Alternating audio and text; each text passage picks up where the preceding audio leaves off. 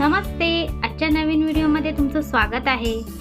या उन्हाळ्यात नक्की करून बघा शरीराला थंडावा देणारे सरबत आणि चवीला आंबट गोड लागणारे असे कैरीचे पनीर. कमी साहित्यात आणि झटपट होणारे असे कैरीचे पनीर. चला तर मग आपण रेसिपीला सुरुवात करूया.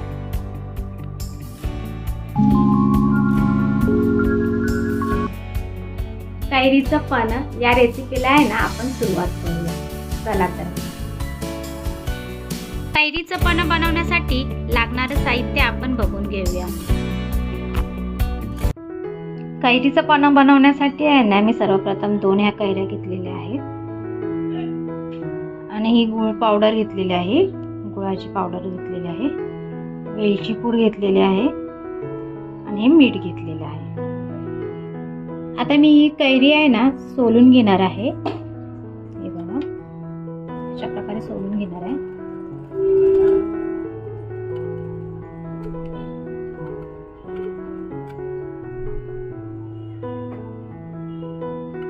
अशा प्रकारे आहेत ना माझ्या कैऱ्यांना सोलून झालेल्या आहेत.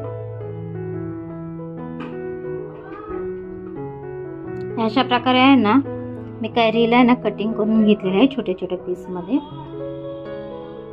आता मी ह्या कैरीला आहे ना एका भांड्यामध्ये घेऊन आहे ना थोडंसं पाणी टाकून त्याला शिजवून घेणार आहे.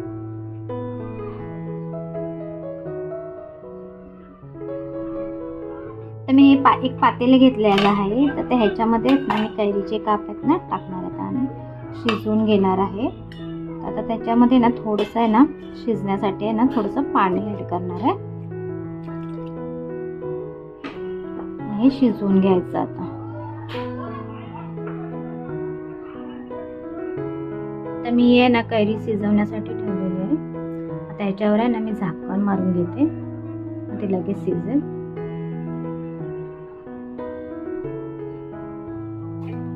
झाकण मारते.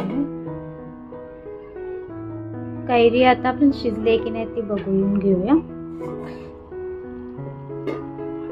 ही आपली आहे ना कैरी शिजलेली आहे. तर मी गॅस ना बंद करून टाकते.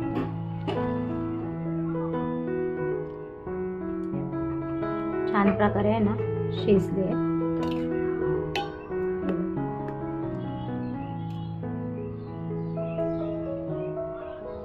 तर मी ही कैरी आहे ना शिजलेली कैरी आहे ना ही एका वाटीत काढून घेते.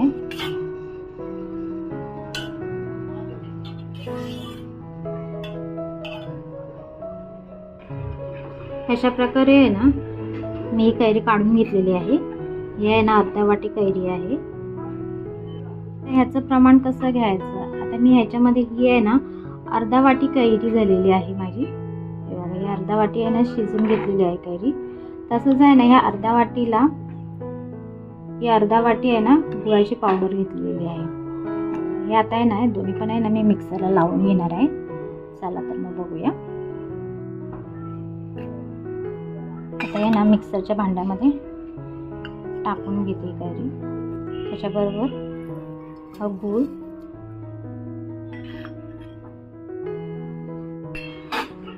ही वेलची पूड आणि मीठ पण मी ह्याच्यामध्येच टाकून घेणार आहे, म्हणजे नंतर आपल्याला टाकायला नको नाही.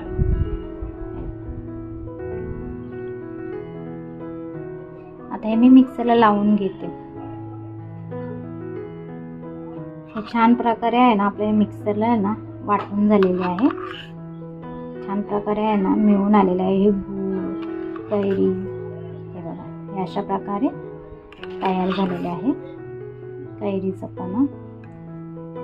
हे आपलं कैरीचं पन्ह आहे ना तयार आहे. तर हे आपण आहे ना हवाबंद काचेच्या बरणीत भरून ठेवू शकतो फ्रीजमध्ये. हे महिनाभर टिकतं कैरीचं पन्ह. तुम्ही पण अशाच प्रकारे बनवा. आपलं आहे ना तयार आहे कैरीचं पन्ह.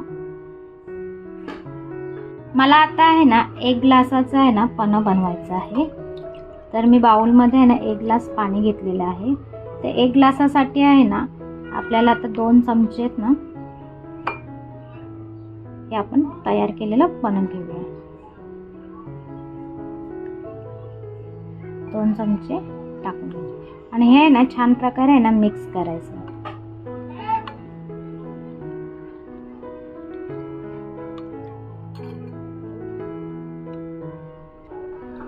हे बघा, हे छानपैकी आहे ना आपलं कैरीचं पण आहे ना तयार झालेलं आहे. हे बघा. उन्हाळ्यात थंडगार पाणी पिण्यासाठी आहे ना मी ग्लासामध्ये आहे ना 2-3 आईस क्यूब घालून घेणार आहे आणि हे तयार झालेलं आहे ना आता पण त्याच्यामध्ये ॲड करणार आहे.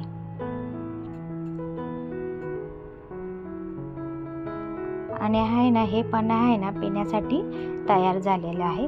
तुम्ही पण हे ना अशाच प्रकारे बनवून बघा. उन्हाळ्यात शरीराला ना थंडावा देणारा पण आपलं हे तयार आहे. गारेगार पण.